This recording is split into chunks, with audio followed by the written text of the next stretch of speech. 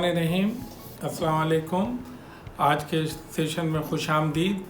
और ये preventive health care programme का सेशन है जिसके अंदर आज एक बहुत अहम मौजू के ऊपर हम बात करेंगे और वो मौजू है पाकिस्तान में बच्चों के अंदर ग़िज़ाई किल्लत का होना, खुराक में ग़िज़ा की कमी का होना। जैसा कि आपको अंदाज़ा है कि हमारे पाकिस्तान के अंदर हर तीसरा बच्चा मैल नॉरिश यानी मैल न्यूट्रिशन का शिकार है और हर चौथा बच्चा यानी कि जो 35% तकरीबन जो हर मैल नॉरिश बच्चे के अंदर आयरन की कमी है।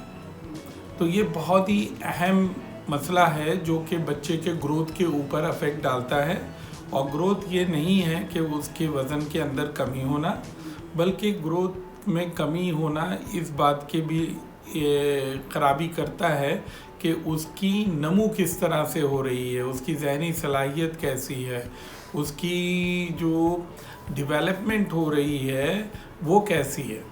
तो इसका आपस में बहुत ही गहरा ताल्लुक़ है जो कि न्यूट्रिशन हम देते हैं बच्चों को। इसी के लिए जो मगरबी दुनिया के अंदर इंट्रायूट्राइन लाइफ से ही उनके न्यूट्रिशन के ऊपर तवज्जो दी जाती है ताकि वो बच्चे अपनी ग्रोथ एंड डेवलपमेंट को नॉर्मल तरीके से मेंटेन कर पाएँ। तो अब ये जो पाकिस्तान के अंदर मसला है, इसका तदारुक कैसे किया जाए।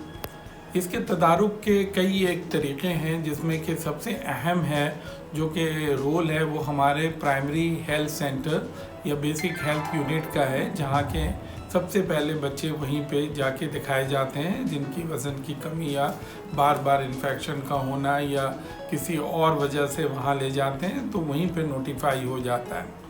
और दूसरा ये कि जब अस्पतालों में वो किसी भी बिना पे ला रहे होते हैं तो वहाँ पे भी इसकी नोटिफिकेशन हो जाती है कि भाई इस बच्चे के अंदर मैल न्यूट्रिशन है।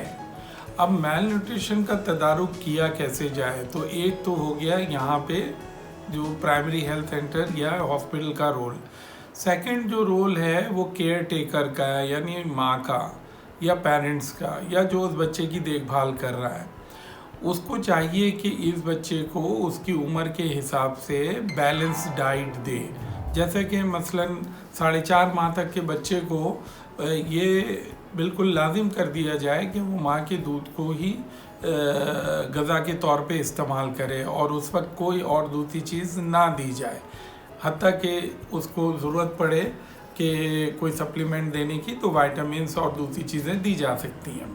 4.5 माह के बाद उनका वीनिंग पीरियड होता है जिसके अंदर उनको बहुत ही बैलेंस किस्म की ग़िज़ा देनी चाहिए, जिसके अंदर 2 किस्म के ग़िज़ा होते हैं जिसको कि हम एक को मैक्रोन्यूट्रिएंट्स और दूसरे को माइक्रोन्यूट्रिएंट्स कहते हैं। मैक्रोन्यूट्रिएंट्स वो चीज़ है जो कि इसकी अंदर एनर्जी कैलोरीज प्रोवाइड करता है और उसमें कार्बोहाइड्रेट, प्रोटीन एंड फैट्स हैं।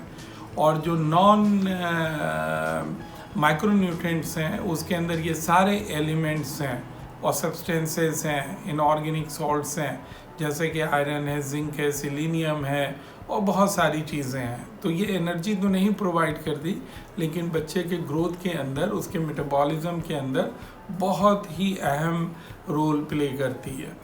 तो इन दोनों का बैलेंस होना बहुत ज़रूरी है और एक केयर टेकर और माँ को ये पता होना चाहिए कि इस बच्चे को डेली की कितनी रिक्वायरमेंट है और किस तरीके से दी जाए। और तीसरा अहम रोल है हमारे जो फिजिशियंस का कि जो इसको कम्युनिटी हेल्थ एजुकेशन के तौर पे उनको हर वक्त एजुकेट करें जहाँ पे ये बच्चे किसी भी जगह के ऊपर दिखाने के लिए आएँ।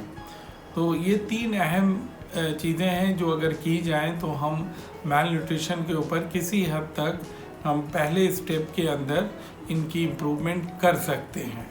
और आपको अंदाज़ा होगा कि जैसे हमारे 2.5 करोड़ बच्चे स्कूल से बाहर हैं और स्कूल हेल्थ केयर प्रोग्राम हमारे यहाँ ना होने के बराबर है।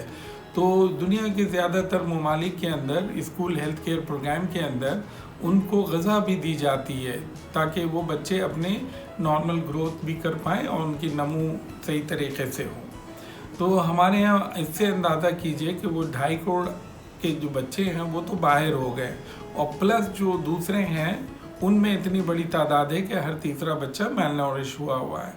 तो मेरा ख्याल है कि आज हम इस 2 चीज़ों के ऊपर, 3 चीज़ों पे इस पे कॉन्सेंट्रेट करें और हम अपने पाकिस्तान के अंदर मेल न्यूट्रिशन के ऊपर किसी हद तक काबू पाने की कोशिश करें।